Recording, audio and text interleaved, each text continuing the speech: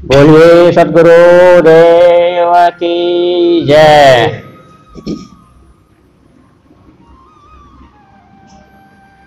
पूजनीय संत समाज,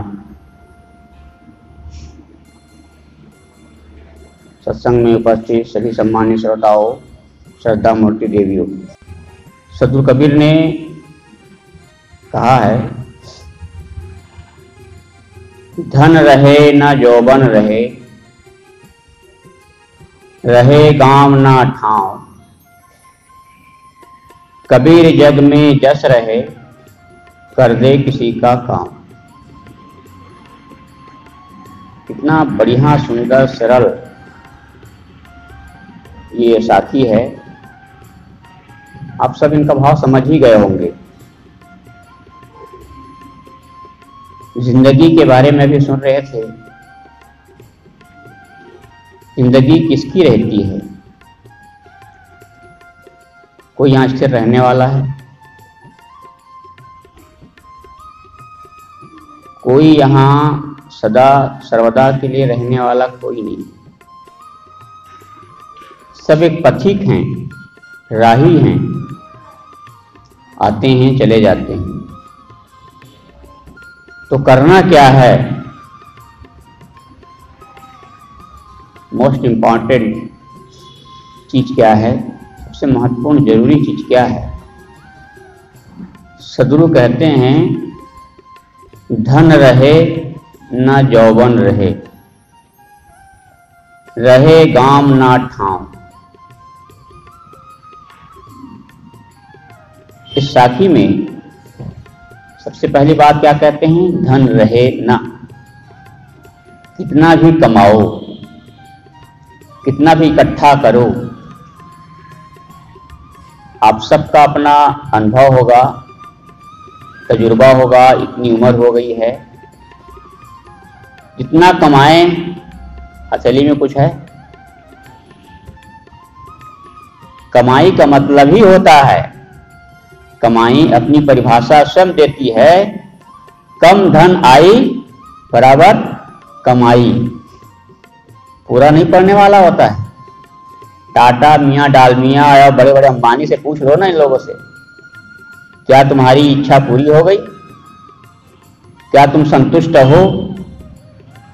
कहते हैं डेल कार्नेगी, आप लोगों ने सुना होगा, वो जब मरने लगे तब किसी ने उनसे पूछा कि आप दुनिया के नामी धन कुबेरों में जाने जाते हैं, क्या आपको अपनी जिंदगी से संतुष्टि है? आप संतुष्ट हैं? आप प्रसन्न होकर के मर रहे हैं? उन्हें एक बहुत महत्वपूर्ण बात बताई। क्या आप कहते हैं? क्या मैं संतुष्ट होकर के मर रहा हूं? अरे मुझसे जैसा दुखी, मुझसे मेरे जैसा व्याकुल परेशान दुनिया में कोई नहीं होगा। है क्यों? आपसे इतने बड़े रईस हैं, करोड़ अरब पति, पता नहीं क्या क्या पति हैं। कहा 100 अरब डॉलर इकट्ठा करूंगा, 100 अरब डॉलर, लेकिन 10 अरब डॉलर इकट्ठा कर पाया। 90 अरब डॉलर के घाटा से मर रहा हूं, सोचिए। सद्गुरु कहते हैं, धन रहे ना यौवन रहे, धन नहीं रहता है। तो क्या करना है? कुछ ना कुछ अपनी कमाई से दान में लगाना, परोपकार में लगाना, सेवा में लगाना, वही तो साथ में जाता है। कहा गया, जो खिला के खाता है वह खिलाता रहता है, और जो छीन के खाता है वह छिनछिनाता रहता है। उनको पूरा नहीं पड़ता है। खिला के खाओ, कितनी प्रसन्नता होगी, कितना आनंद आएगा। सेवा करके देखो तो पहले। सेवा करने के भाव आते ही मन में प्रसन्नता हो जाती है। इसीलिए किसी ने कहा है, बदल जाओ वक्त के साथ में, बदल जाओ वक्त के साथ में, या फिर वक्त बदलना सीख लो। मत कोसो मजबूरियों को, हर हाल में मस्त रहना सीख लो। हर हाल मस्त, एवरी टाइम, एनी प्लेस, हर जगह हर समय प्रसन्न होने का ये तरीका, मुस्कुराते रहो। आपने देखा है खिला हुआ फूल कितना अच्छा लगता है, खिला हुआ फूल कितना अच्छा लगता है, खिली हुई रोटियां कितनी अच्छी लगती है, खिली हुई पूरी कितनी अच्छी लगती है, खिला हुआ चावल कितना अच्छा लगता है ना। आप सब घर में भोजन करने बैठते हैं तो ये देवियां जब भोजन भात परोसती हैं ना, यदि भात चावल खिला हुआ ना हो तो, पका हुआ ना हो तो क्या करेंगे? उठाएंगे, पिला देंगे। तुम ऐसे चावल बनाते हो, ऐसे भात बनाते हो? खिला हुआ चावल। तो खिली हुई पूरी अच्छी लगती है, खिला हुआ फूल अच्छा लगता है, खिला हुआ चावल अच्छा लगता है, खिला हुआ चेहरा कितना अच्छा लगेगा। फोटोग्राफर के यहाँ आप जाते हैं फोटो खिंचाने के लिए, तो फोटोग्राफर क्या कहता है? Please smile. क्या कहता है? Please smile. 1 सेकंड आप मुस्कुराते हैं वहां पर और आपकी फोटो लाइफ टाइम मुस्कुराता है, और उस फोटो को जो भी देखता होगा वो भी मुस्कुराता होगा। लेकिन मनहूस चेहरा बना करके फोटो खिंचवाए तो कोई देखना पसंद करेगा क्या? अरे यहीं पर कोई मनहूस चेहरा लेकर के बैठे हो आप, दूसरा कोई आएगा ना आपके पास बैठना पसंद नहीं करेगा, वो कहीं छूत की बीमारी ना लग जाए हमको, दूर बैठेगा वहां पर। इसीलिए किसी ने कहा है कि इस मुस्कुराहट पर कि आदमी जब मुस्कुराता है ना तो परमात्मा मुस्कुराता है, उसके अंदर बैठी हुई आत्मा मुस्कुराती है। तो हमें मुस्कुराहट लानी चाहिए, मुस्कुराओ। इसलिए लेखक ने लिखा है, जेब में मोबाइल हो या ना हो, जेब में मोबाइल हो या ना हो चलेगा, लेकिन चेहरे में स्माइल ना हो नहीं चलेगा, चेहरे में स्माइल होना चाहिए। मैं कह रहा था देना, देते नदियां देती है, प्रकाश सूर्य देखो कितना देता रहता है, दुनिया की हर चीजें हमें देती है,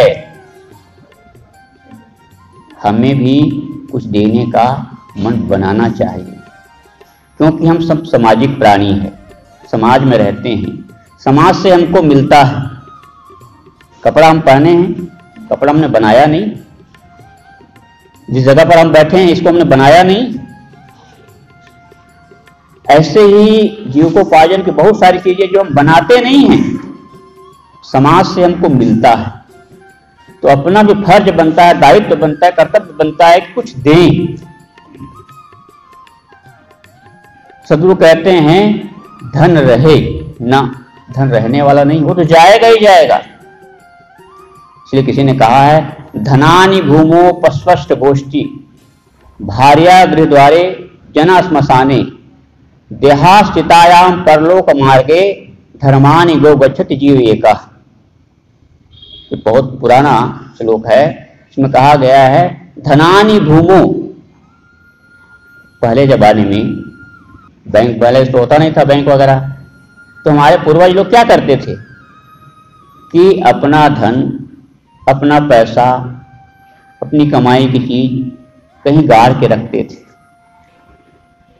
तो धनानि भूमो, जमीन में, धनानि भूमो पस्वष्ट गोष्ठी, पहले पशु ज्यादा होते थे। आप सुने नंद बाबा कितने हजार गायें, है ना? तो गायें या पशुएं आदान प्रदान की चीजें हुआ करती थी। तो पशु कहां तक? उसके स्थान तक जहां बांधे जाते हैं। धनानि भूमो पस्वष्ट गोष्ठी भार्या गृह द्वारे, हिंदू परंपरा में ये मान्यता है क्या कि भार्या ने, पत्नी दरवाजे के बाहर नहीं जा सकती। ये रिवाज था, अब तो नहीं है, बदल गया, लेकिन सिस्टम था। अभी भी कई समाज में ऐसा है, चक्रबंदी है कि देवियां घर की ड्योढ़ी तक रहती, बाहर नहीं जाती। और मरने के बाद तो पति यदि कहीं मर गया तो ड्योढ़ी के बाहर नहीं निकल सकती वो। वहीं बताया गया है कि भार्या गृह द्वारे जना श्मशाने, जना जो परिवार के लोग हैं, सगे संबंधी कुटुंबी लोग हैं, कहाँ तक जाते हैं? श्मशान घाट तक। कोई मर गया आदमी तो श्मशान घाट तक जाएंगे, उसके आगे नहीं जाएंगे ना। तो जना श्मशान देहाश्रितायाम परलोक मार्गे, और जिस देह को हमने इतना खिलाया पिलाया, साज श्रृंगार किया, सब कुछ किया, वो कहाँ तक? चिता तक, उसके आगे वो भी नहीं।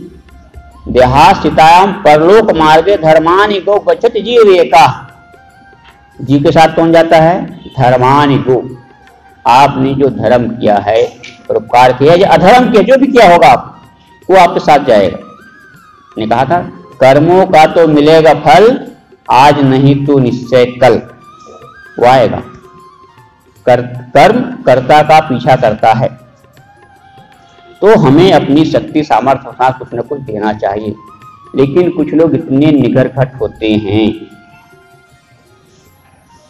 क्या करते हैं? ला जानते हैं, दान ही जानते। ला ला ला ला दान ही जानते। एक मुझे वो उदाहरण याद आ गया। एक आदमी था, उसका नाम दानचंद था, लेकिन काम नहीं था दानचंद, नाम था दानचंद का। उनके जेब से कभी भी हेला नहीं निकलता था, रुपया नहीं निकलता था।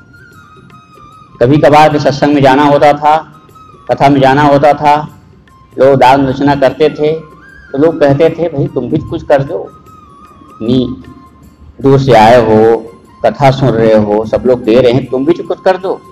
बड़े कहने सुनने पर निकालते। गर्मी का मौसम था, निकाला एक दिन, और निकालते निकालते एकदम मुट्ठी कस के बांध रखा। अब गर्मी के मौसम में मुट्ठी कस के बांधे रहेंगे कुछ देर तक, बड़ी देर सोचते देवों को ना दूं, देवों को ना दूं, देवों को ना दूं। अब बड़ी मुश्किल से मुट्ठी खोला तो उसमें पसीना जैसा पसीज गया था। मुट्ठी पसीजा था, दिल नहीं पसीजा था उनका, तो पसीज गया था। उन्होंने कहा ओ तुम रो रहे हो? हाँ मैं तुमको नहीं दूंगा। फिर मुट्ठी खींच के बांध लिया, अंदर कर लिया दिया नहीं। तो वो दानचंद जो है, अब उसकी पत्नी ने कहा जिंदगी भर जिंदगी बीत गई, अब कुछ तो कर लो, अब ना सही तो गंगा का स्नान कर लो। गंगा से समझ लो प्रयागराज 5-7 किलोमीटर दूर गांव था उनका। तो उनकी पत्नी ने कहा ज्यादा दूर भी नहीं है, अरे चले जाओ ना, गंगा स्नान कर लो, उसमें क्या पैसा कौड़ी लगना है, पैदल जा सकते हो। अब गया, चलो ठीक है गंगा स्नान कर लेते हैं। अब सोचा गंगा में जाएंगे, घाट में तो पंडा मिलेगा, अब पंडा जब अपना डंडा चलाएगा तब क्या करेंगे? तो घाट में जाना नहीं है वहां, तब कहाँ वो जब मुर्दा जलाए जाते हैं वहां तो खाली मिलेगा। अब वहां चला गया, देखा सुनसान, बिल्कुल कोई नहीं है। सामान रखा, गंगा में डुबकी लगाया, जैसे भी डुबकी लगाया तब एक प्रकट हो गए। कौन प्रकट हो गए? भगवान प्रकट हो गए। आज समझिए, कहा जय हो जजमान की। कहा हद हो गया, मैंने सोचा यार कोई है भी नहीं। कहा तुम कौन हो? कहा संतोषी ब्राह्मण है, यहीं रहते हैं, आप जैसे कोई आ जाता है तो मिल जाता है और साल भर की कमाई हमें चल जाती है। कहा अच्छा साल भर की कमाई? हाँ। कहा हम तो एक पाई नहीं देंगे। क्या देना तो पड़ेगा भाई। कहा अच्छा देना पड़ेगा, तो ऐसा करें हमारे पास कुछ तो है नहीं, आप उधार दे दिए, एक ढेला दे दें। कहा ठीक है, उधार दे दिया। अब आया घर में आया, चल के पैदल आया था, थक गया था। अब से आराम करने लगा, कुछ ही देर में दरवाजा खटखटाते हैं। उसकी पत्नी ने दरवाजा खोला। कहा कौन? कहा वो जो आपके पतिदेव है ना, उसने वहां संगम में कुछ अधेला लिया था, उसको हम लेने आए हैं। कहा अच्छा। वो उसकी पत्नी ने आकर कहा संगम में किसी से तुम उधार लिए थे क्या? कहा हाँ लिया तो था। कि वो आए हैं मांगने के लिए। ओहो गजब हो गया। अच्छा उनसे कह दो कि बीमार हैं, तो बीमार हैं। उसकी पत्नी ने कहा बीमार है। तो भगवान बना हुआ जो था ना, आया था मांगने के लिए, ने कहा अच्छा जजमान जब बीमार हैं तब तो हमें वहां रहना ही चाहिए। तो भाई भक्त बीमार हो तो भक्त के बीमार होने से संत को भी तकलीफ तो होती, दुख तो होता ही है। तो उन्होंने कहा अच्छा भक्त बीमार है, कोई बात नहीं, जब तक वो ठीक ना हो जाए हम यहीं रहेंगे। वहीं रह गया। उसकी पत्नी ने कहा वो तो अब यहाँ से जाने का नाम नहीं ले रहे, तो यहीं रहने वाले हैं जब तक आप ठीक ना हो जाते हैं। तो उस पति ने कहा अच्छा ऐसा है, तो कहा दो मर गए, कह दो मर गए। कहा अच्छा मर गए, अब मर गए हैं तो क्रियाक्रम तो कर देना चाहिए, अब बिना क्रियाक्रम कैसे हम कैसे जाएं। उसकी पत्नी ने कहा अब तो कहते बिना क्रियाक्रम हम जाने वाले नहीं हैं। अब उस भगवान ने उनसे कहा देखो तुम तो अकेली हो, कहाँ जाओगे लोगों को बताने के लिए, मैं ही चला जाता हूँ टोला पड़ोस में सगे संबंधियों को बता आता हूँ। अब बता आया, अब तो इकट्ठे भी हो गए, अब वो सांस रोक करके एकदम पड़े हैं मुर्दा जैसे। लोग आए, चिट्ठी बनाए, अब उसको लिटाए, चिट्ठी पे ले चलने लगे। उसकी पत्नी ने कहा अरे मत ले जाओ मत ले जाओ, मरे नहीं हैं, वो जिंदा हैं, मरे नहीं है। तो लोगों ने कहा अरे तुम्हारी मोह है, ये मोह में तुम कह रहे तो मर ही गए हैं। अब ले गए उठा करके वहां, अब चिता जलाने वाले भी सब तैयार रखे हैं। भगवान ने कहा बड़ा गजब हो भगत जी, अब भी तुम्हारा मोह नहीं जाता है, अब भी तुम्हारा लोभ नहीं छूटता है ढंग से, बड़े निष्ठुर हो। हमसे तो सब लोग हार जाते हैं, लेकिन आज हम तुमसे हार गए। तो भगवान ने उनके कान में कहा आए हैं बैकुंठ से, आए हम बैकुंठ से तुमसे नाता जोड़। क्या कहते हैं, आए हम बैकुंठ से तुमसे नाता जोड़। अब जैसे उसने कहा बैकुंठ से आए हैं, तो उस आदमी ने सोचा कि भगवान आया हुआ, तो हल्की से आंखें खोलता है, आंखें खोलता है तो क्या देखता है, तो वही पंडा है। जब से फिर आंखें बंद कर लेता है वो, जब हो गया तो भगवान ने कहा अरे यजमान, हम कुछ मांगने नहीं आए हैं, तुम ही कुछ मांग लो, तुम ही कुछ मांग लो। कहते हैं आए हम बैकुंठ से तुमसे नाता जोड़, मांगना हो तो मांग लो।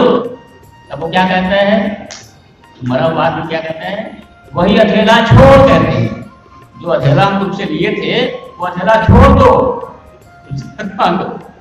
ये है कंजूस प्यार।